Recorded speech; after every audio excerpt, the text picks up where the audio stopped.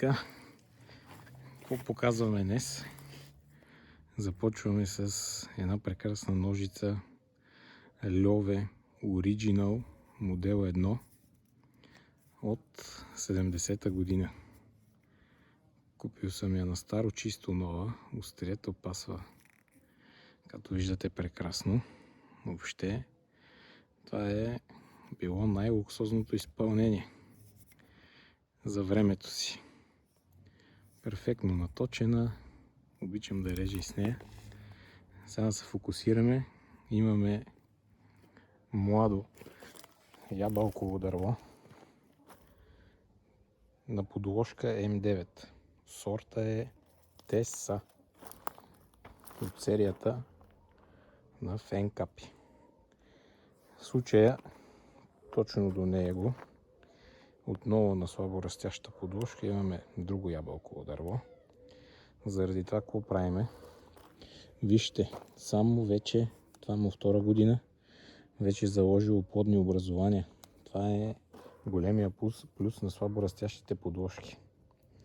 Точно заради това, ако вие търсите растеж, горната 1/3 или 1/4 трябва да съкратите, за да имате нов приръст и да подменяте плододаващата дървесина. В случая аз не го желая, тъй като търся растеж на вертикален растеж. Имам плодни образования. Тук съм прерязал миналата година, за да се разклони. Сега какво правя? За да избягам от съседното дърво, не желая да отрежа така, за да остават 3-4 плодни пъпки. Аз имам достатъчно плодни пъпки. Тук. Аз очаквам от това тънко дръвченце 5 ябълки, 7, 8 са напълно достатъчни. Точно заради това потъгъл спрямо съседния клон правя един отрез.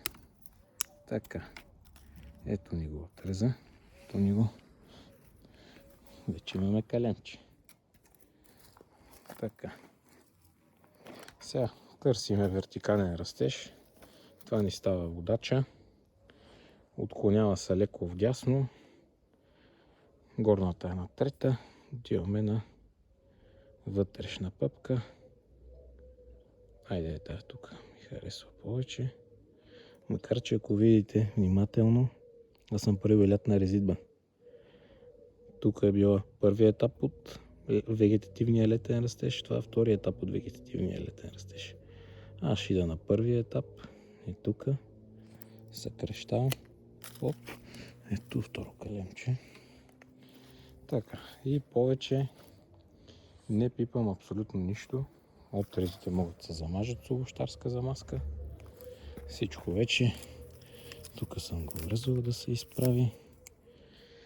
Така. Така ще изглежда. Естествено, очаквам тук да се продължи, да расте нагоре. Долните клони изглеждат добре на този етап. На този етап подчертавам. И това е общо взето беше една резидба на слабо растящо дървче ябълка Теса. Бъдете живи и здрави!